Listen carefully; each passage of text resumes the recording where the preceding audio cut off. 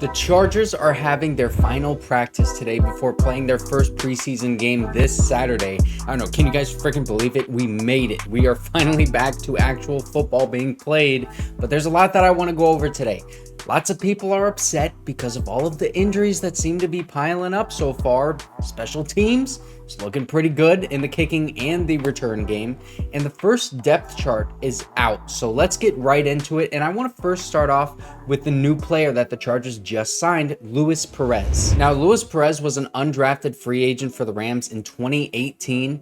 Couldn't stick around in the NFL, so he went to play for a ton of different leagues. He was a part of the AAF on the Birmingham Iron, then the XFL with the New York Guardians, then he went to the USFL with the New Jersey Generals, and he had some stints in a little bit with NFL teams like the Eagles in 2019, things like that, and then finally went to the XFL again, but this time he played for the Arlington Renegades and he won the league title, and he also led the XFL in passing yards, touchdowns, passer rating, and completions.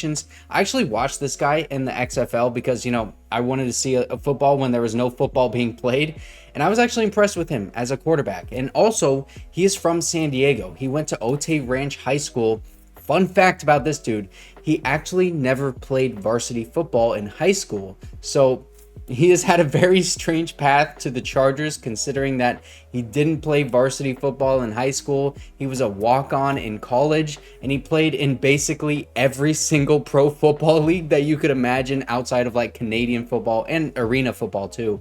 But Chargers, they were looking at signing 2 quarterbacks and a wide receiver. They brought, 3 guys in for a workout just a couple days ago.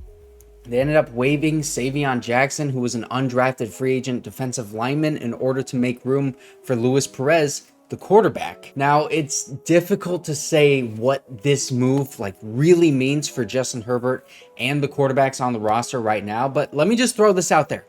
If Justin Herbert is not starting at quarterback, I don't really care who is the starting quarterback for the Chargers out of the quarterbacks that we have right now on this roster, because I'm just going to be honest, I don't really have confidence in any of them to go out and win a game. At least, obviously not to the level that Justin Herbert can, but Easton Stick, he has the mobility to his game and he's got that experience under his belt, especially from last year. He played a lot last year, so I'd expect the Chargers to, have him out there at quarterback because they would think he gives them the best chance at winning. But if they're going to go out and sign another quarterback, is it because they don't like what they've seen from Easton Stick and the other guys that we have on the roster right now? Or is it like, Justin Herbert's injury is more serious than it's being led on, and they want to have as much competition as possible for whoever is going to be playing quarterback for him? When I first heard about Justin Herbert's injury, I thought, okay, no big deal, because he's going to be back by week 1. That's what the reports are. And it's just going to be a rougher time for him to develop chemistry with the other guys on offense. But he's already had a couple weeks of doing that, so it's not going to be really bad. But now the offense is really struggling in training camp, even to the point where Jim Harbaugh is calling them out in interviews and, saying that they just simply need to be better. And the Chargers signed another quarterback, and also the injury that Justin Herbert has is notorious for lingering and being very painful to play through. I don't know. I'm starting to think maybe they might be preparing for the possibility that Justin Herbert does miss some time in the regular season. I don't know. I'm just reading the tea leaves right now. Is it more serious than they are letting on, or is this just a move that they want to make for the backup quarterback spot? I don't really know, but I'm just trying to think of every possibility. And what's funny is because I remember a report a couple weeks ago that the Chargers were wanting to use Justin Herbert's mobility in their offense. And then the day that we saw Justin Herbert tuck it and run in practice, it was the only time that we ever saw Justin Herbert run this entire OTA training camp period. That is the last day that we see him because he gets injured. I don't know. It's tough to tell when he got injured that day, and maybe it's a coincidence that the day he runs is the day that he gets hurt, but some people now have been questioning Ben Herbert because Justin Herbert is hurt and a couple other guys are getting hurt as well. The injuries are starting to pile up a little bit. Ladd McConkey has not been practicing. Joey Bosa, Derwin James, Trey Pipkins, Jamaree Salyer, A couple other guys have been missing time as well, in and out of practice due to working through something, you know, and I don't think that this has much to do with Ben Herbert. I'm going to be honest. I understand that some people thought that there would be no injuries at all, and Ben Herbert is like a a weight room guru, right? But that's just not going to happen. Like, it's impossible to prevent some of these injuries. His goal is to make it more difficult for these guys to get injured by building up their strength, building up their flexibility without pushing them too far to the point where they're going to break down, right? So if you look around the NFL, there's a ton of guys getting injured right now. So just kind of by comparison, we're in a pretty good spot outside of Justin Herbert being hurt.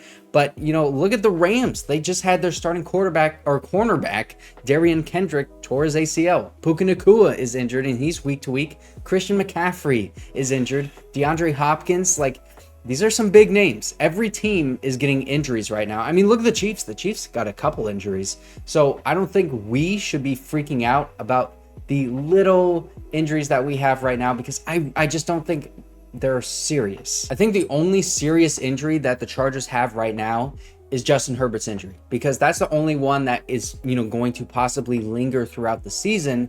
And also that is the only injury that they have officially announced what the injury actually is, because Jim Harbaugh has been very vague about all of these other injuries. So I think the fact that the team had a statement that Justin Herbert is injured just kind of shows that that one injury is a bit above these other guys. If Justin Herbert misses any time during the regular season, don't put in Luis Perez, don't put in Easton Stick, just throw Jim Harbaugh out there, man. Look at him throwing this ball. And we already know he's got a nice pair of cleats, so that's going to save Dean Spanos some more money. Like, that's just a win-win. Now let's get into the depth chart, because the official depth chart has been released. There's really not a lot of stock that I would put into this right now, but there's some interesting bits. Some things that stuck out to me, like Isaiah Spiller is RB3 ahead of Jarrett Patterson and Kamani Vidal. Otita Agbonia, he's actually listed as one of the 3 starting defensive linemen ahead of Scott Matlock, even though it kind of feels like Scott Matlock has been getting more first team time. And then this is the craziest one, but Junior Colson is behind Troy Dye and Nick Neiman at linebacker, but he hasn't been practicing, so I mean, you can't really blame him for that one. This depth chart is bound to change by the time the regular season starts, and the only reason I think that they let out a depth chart at all is because I'm pretty sure the NFL requires them to do so. Now, lastly, I want to talk about the special teams, because Derius Davis is going to be our main return man, and he was the best punt returner in the NFL last year, but we got to see some action of him returning kickoffs versus the Rams in the NFL's new kickoff rules, and he was making moves back there, had some good returns against them, and I also remember he had a really good return against them in the preseason last year, so a little bit of deja vu right there. But the kicking game, still looking great. Cameron Dicker, he is 41 of 44 on all of his kicks throughout training camp so far, and he made all of his kicks yesterday. Every single one of those kicks was from at least 41 yards out, so long distance kicking is looking pretty good. J.K. Scott booming punts as well. Hang time on his punts are apparently about 6 seconds. That's very good. That's enough time to get that special teams kicking unit down there. Every single aspect of this special teams is looking to be very good right now. And I honestly would expect them to be probably one of the best units in the NFL. You know, I think they could probably win 1 or 2 extra games just because of how good the special teams is. Like, you know, a one play can change a game, a big return, a turnover forced, or like just winning the field position battle. So just about everything is looking good. And if Justin Herbert wasn't hurt, everything would be looking good right now. But once Justin comes back, you know, things are going to be perfect, hopefully. But if you did not see my video yesterday, there's some highlights right here. The Chargers, they just dominated the Rams. I'm going to be honest.